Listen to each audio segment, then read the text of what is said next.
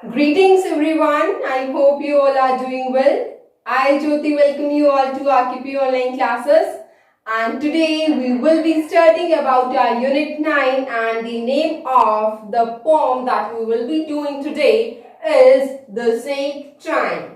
So with the very title you can see that the snake is making efforts, he is trying something, and the poem is written by William Ross, or in short form you can say W.W.E. Ross.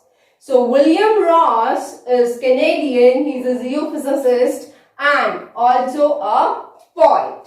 Clear? So he is related to geography. So his poems are also based on the same things.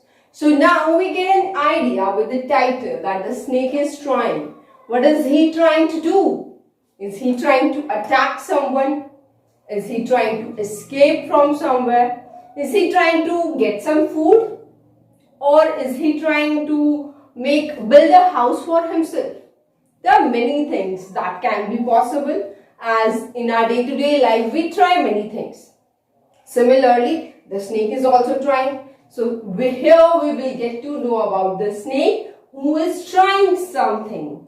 It is not clear to us with the very title. What is he trying? But he is trying. We can make that from the title.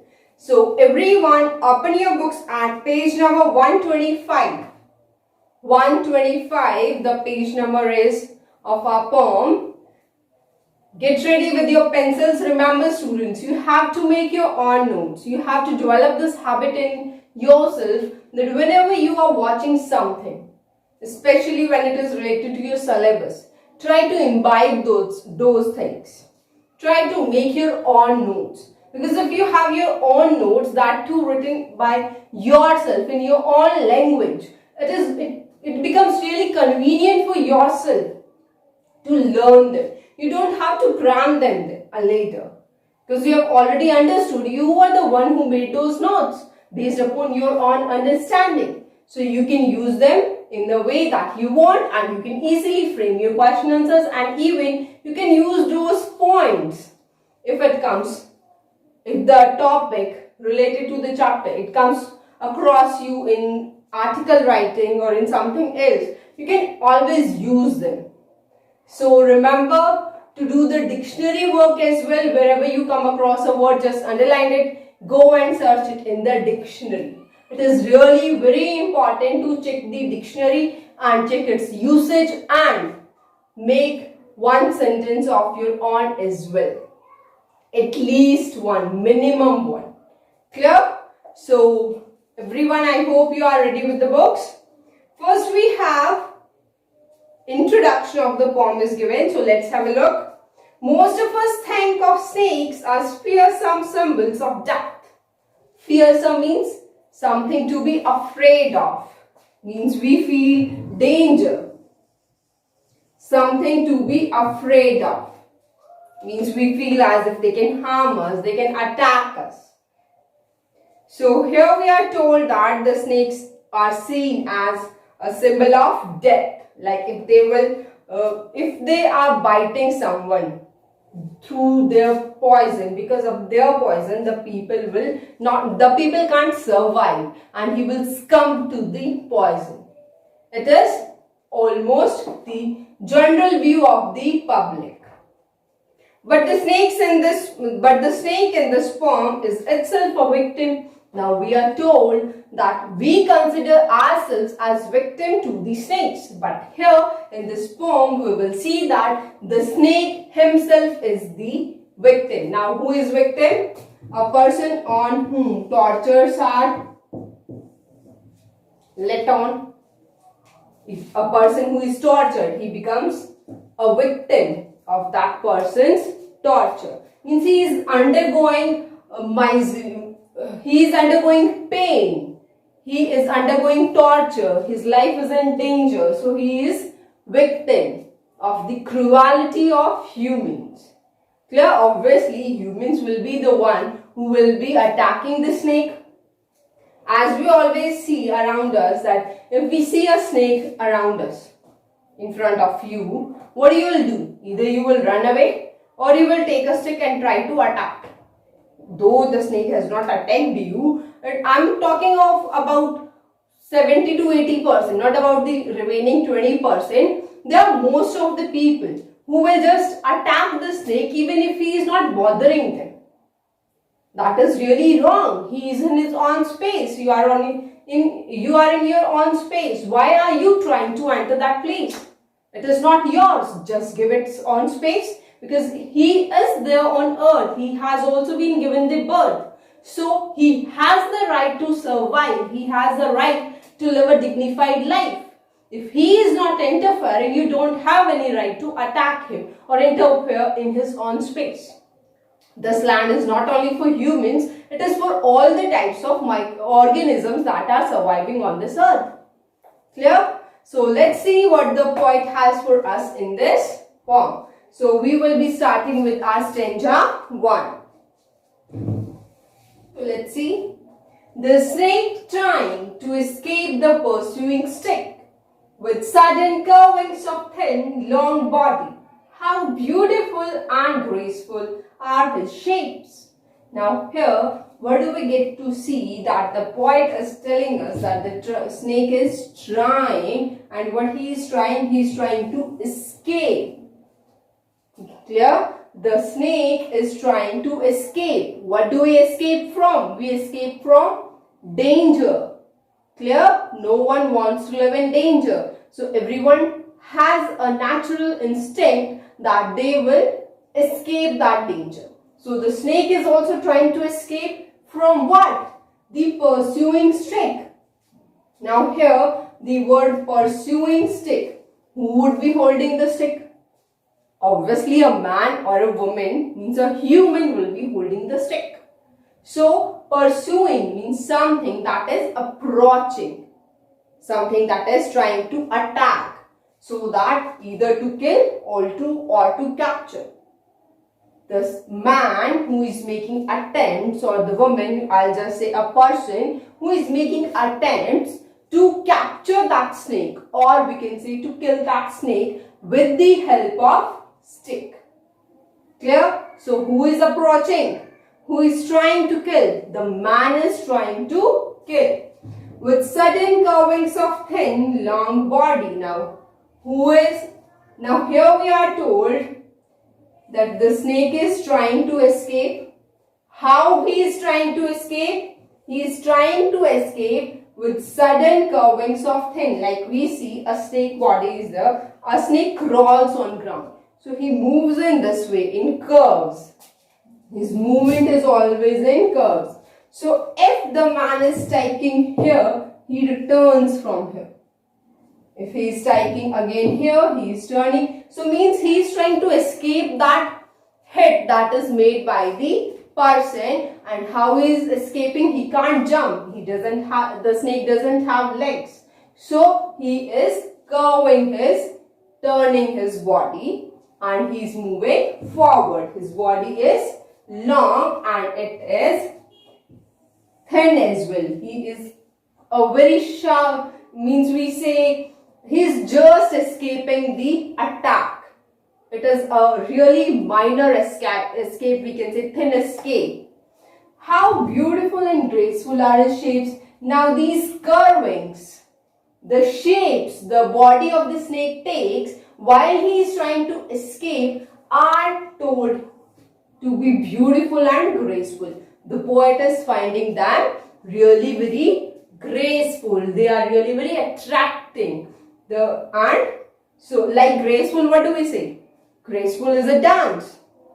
So he is saying that the curves or the shapes that are formed by the snake while he is trying to escape the attack made by the person with the help of the stick are really very beautiful.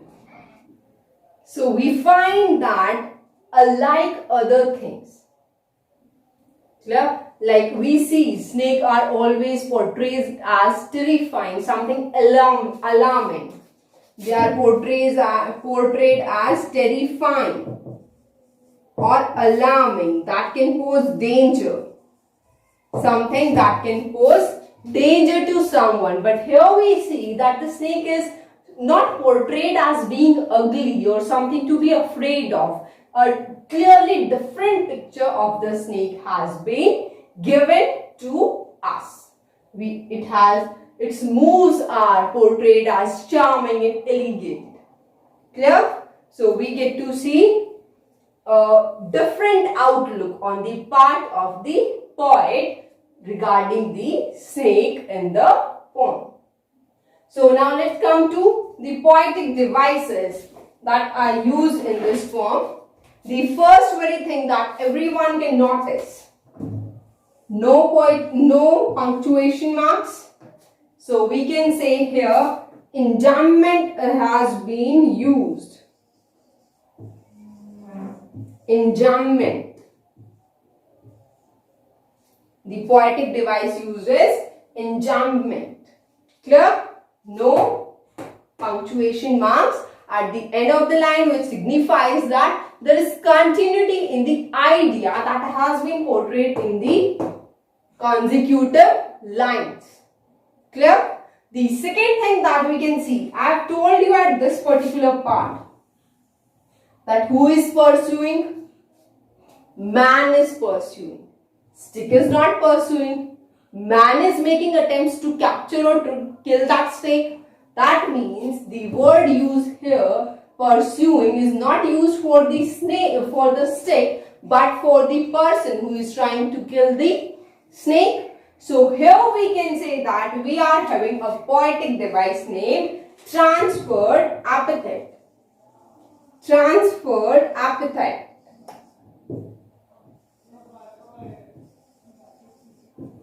I hope both the poetic devices are clear to each and every one. The third thing that we can notice is about the rhyming scheme. Let's check. Tying, stick, thin, beautiful, shapes. Nothing is rhyming. So we can say that this poem has been written in free words. It has been written in free words. And the second thing that we can notice is, check the number of words in a particular line. 3, then it comes to 5, then it comes to again 5, then again 4, and again we have 5. So we can say that length of the lines is also uneven. It is not proper. Clear? So the poem has been written in free words. There will be no rhyming scheme in the entire poem. Clear? So now let's come back to our poem and we will be doing our stanza 2 now. I hope everyone has taken notes of the first stanza and you must have underlined your important words, and I am sure you will be doing dictionary work. Don't prove me wrong, because it would be obviously beneficial for you all. You are making efforts for your own self. Whatever you will be doing will not be for your teachers. It will be for yourself. I hope everyone knows these things. I know you must be knowing because all of you are really very intelligent. And you know what is good for you and what is not good for you. So I suppose there is no need of my telling this. But still I will ask you again and again to remind you in case you tend to forget it. Clear? So now let's come to our stanza 2. So here we have our second stanza. Let's have a look. He glides through the water away from the stroke. Oh, let him go over the border into the reeds to hide without hurt. Small and green, he is harmless even to children. So what the poet is saying, what the poet is conveying now, the person who was attacking the snake. So the poet is now addressing him. He is talking to him. He is saying that the snake is the snake. Here he is used for the snake. He glides through the water away from the stroke. Now the water, if we are talking about some place. So the water we can say here, it can be a pond. So the poet is saying that when the person is trying to attack, the person is trying to hit the snake makes his way through the water away from the stroke. Stroke is the attack made by the person with the help of stick. Clear? So, oh, let him go. Now, here the poet is addressing the attacker, the person who is attacking the snake. So, the poet is addressing him and he is saying that, oh, please let him go. Don't. The poet had asked the person to let the snake go. Where? Over the water. Now, everyone must be knowing that snake can swim in water. They are amphibians. They can stay in water as well as they can stay on the land. So, the poet is saying that please let him go over the water. And where he is asking him to let him go? Into the reeds to hide. Now, reeds. Reeds are grasses, tall grass. And obviously it will be of green color. Tall grass. So he is saying that through the water let him go into the reeds to hide. Now how can the snake hide? Everyone must have heard of chameleon. What does the chameleon do? Changes color according to the place he is in. Suppose he is sitting on a trunk of a tree, he will change his color to brown. His skin color will be brown. So it helps the chameleon to hide. Similarly, here the snake is going to hide. It can't change its color. Obviously, a snake can't do this. But the snake that is talked here, as will be told in the next line, is green. The snake is green in color. So the snake can easily hide among the tall grasses that are also green in color. So I hope that much is clear to each and every one. Coming to the next, without hurt. And he is making one mention. He is saying that don't only let him go without being hurt. You are not allowed to hurt or cause any harm to the snake. Why he is saying so? Why the person should not cause any harm to the snake? He is also giving the reason. Small and green he. Now he is small and green. His physical appearance has been given to us that he is small and green in color. Small in size, green in color. And he is harmless even to children. Now why the poet has made a special mention of children? As we all know that children are really very carefree. They don't notice anything. They don't know what is right for them, what is wrong for them. If they are to do something, they will do it without thinking of the consequences. So he is saying that he is harmless to even children, as we see that sometimes children come up to tease any animal. They pick up pebbles to hit them, or they pick up stick to hit the animal. So he is saying that even if you are attacking him, still he will not revert back. He is too harmless. Clear? So he is saying that don't attack him. He is harmless. And why is he harmless? Because he is not having any venom. That means he is not a poisonous snake. Clear? So here we are given a different outlook, that we always see that every snake is harmful. Every snake is poisonous. Every snake can kill a person through its venom.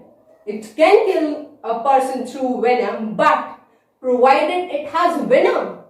Because the snake that we are talking over here has no venom at all. He is not poisonous. So if he is not poisonous, he can't cause any harm to you or to the children or to any people around you.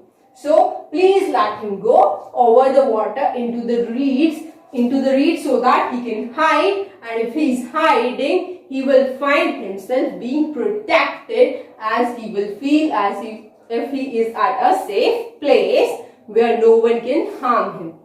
If he is hiding, obviously no one will be able to see the snake. I hope that much is clear. So if we talk about the rhyming scheme of this stanza, again there is no rhyming scheme. The poem has been written in free verse. And again we get to see there is enjambment. Clear? So enjambment is a poetic device that we had seen in first stanza as well, and in this stanza again we are having enjambment. Clear that much? So now let's start our last stanza and the third stanza. So here we have, along the sand he lay until unobserved and chased away, and now he vanishes in the ripples among the green slim reed. Here we are given three outlooks or three different places. Here we are told that along the sand, that means the snake is lying near the bank of the sand. Means how do you say what is a bank? Bank is a place where we deposit money. Apart from that, if we talk of a river, this area will be called the bank of the river. Similarly, if there is a huge amount of sand at some place, it will form a pile, or we can say a small hill type shape it will obviously give. So it was sitting, he was lying, the snake was lying on the verge of that, we can say at this area. Clear? On the bank of the sand. He lay, he means the snake. Until which time he lay? Until is given means that he was not lying there for all the time. He was lying there only till the time he was unobserved. Because again, if someone has seen the snake lying over there, and we know how people are, they consider snakes harmful. So obviously if they have seen the snake, they will attack the snake, and once he is observed, they will chase him, means they will send him away. Chase is to follow someone. So they will run after him, and he will again have to escape from their stalks. From their stalks, the way they hit. So he is chased away, and now where he is, and now he vanishes. Now to escape them, he will obviously have to hide. And if he has hidden, if he finds a place to hide, he won't be visible to others. So according to others, he has vanished. And how he has vanished? A snake vanishes in the ripples among the green slim reeds. Now what are ripples? Suppose you throw a stone in the water. What you will see? There are waves formed in this way.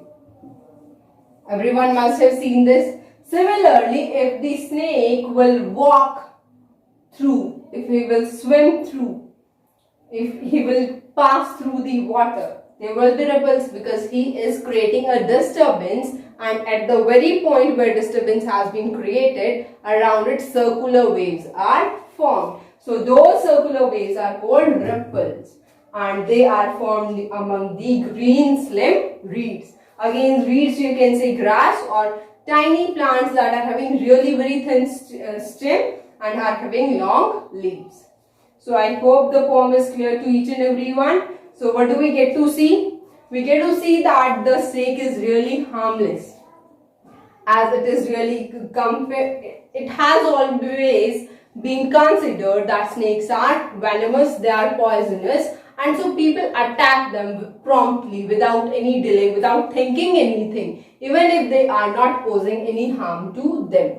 So the poet here is making a plea to the people, to the person, that please don't harm the snake. It is harmless. He is trying to escape, so he is running away from you. So stop chasing him. Let him live in his own space. So I hope the poem is clear to each and every one. So now let's talk about the title of the poem. So we have seen that the poem was in free verse. There was no particular rhyming scheme. The second thing we have seen that the line or the length of each and every line that varied. There was no particular length of the lines. Third thing that we saw was there was enjambment in each and every stanza of the poem. We had 3 stanzas, so there was enjambment in all the stanzas. Clear? So now let's talk about the title.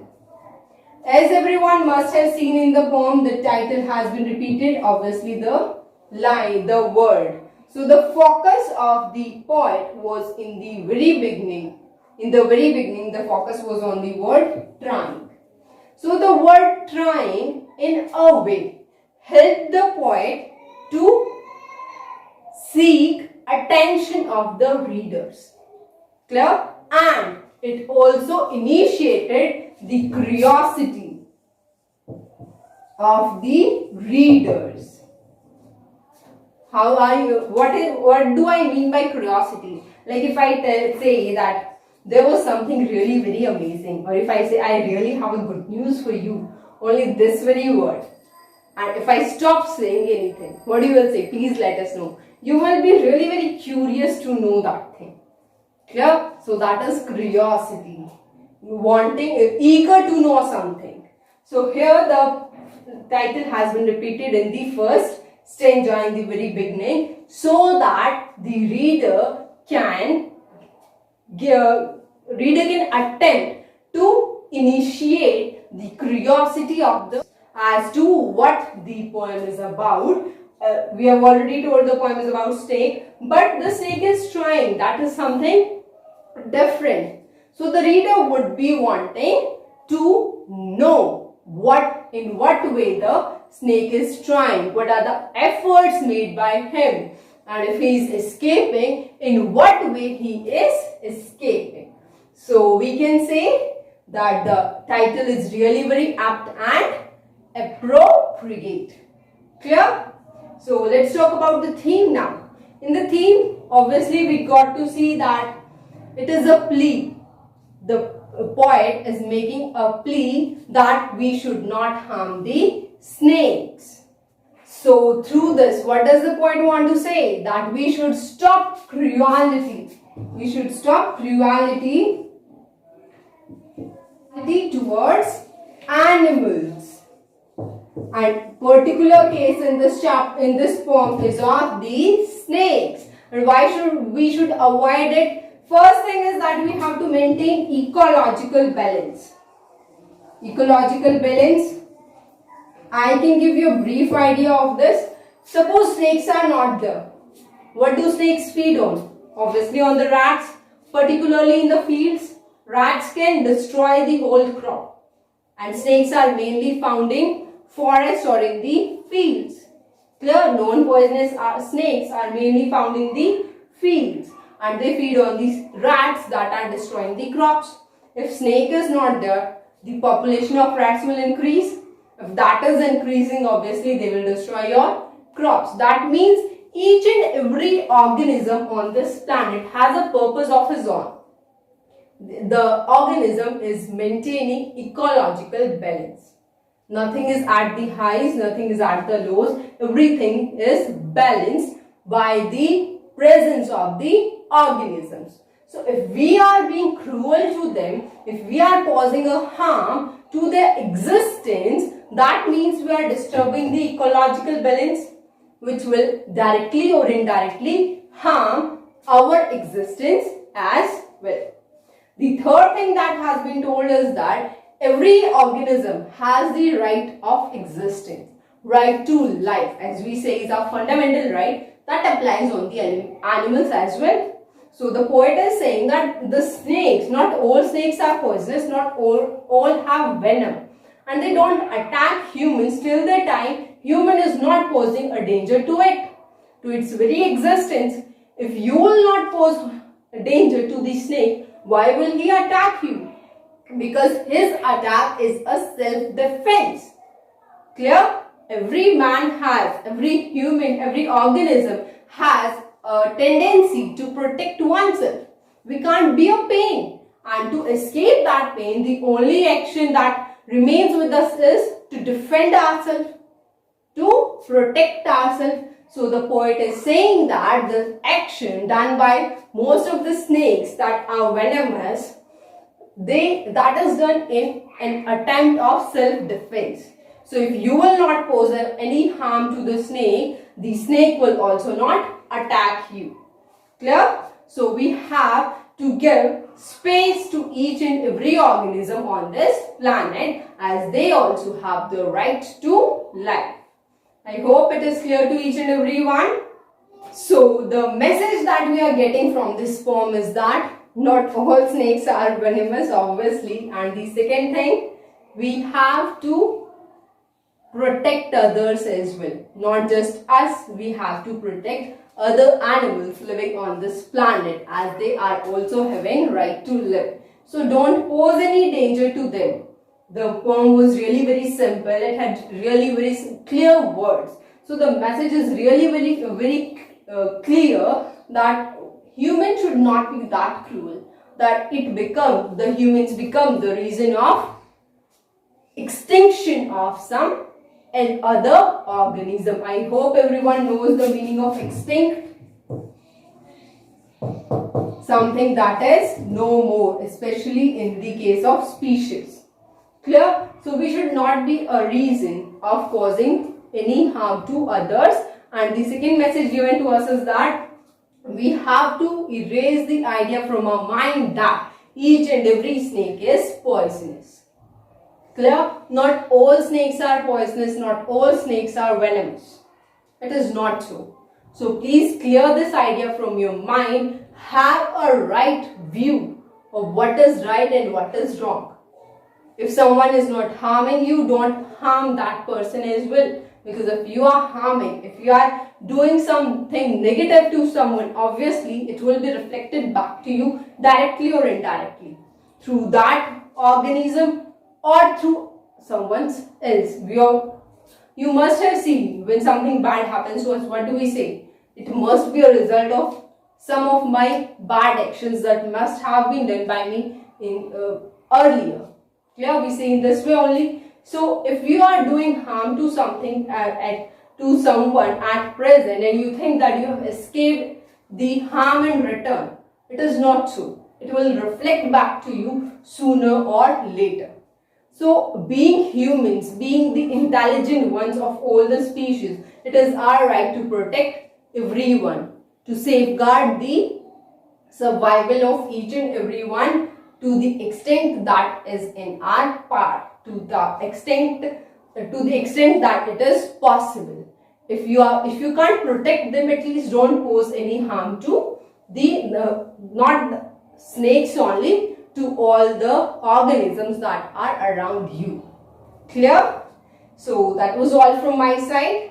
I hope the poem is clear to everyone. You must have understood the message and you will also imbibe it in your daily life. You will use it. It's not just for reading or not just for learning. You have to use these things, the things that are good, things that ease your life. You should obviously use them in your life. Clear? So that was all. Take care everyone. See you in the next class. Thank you.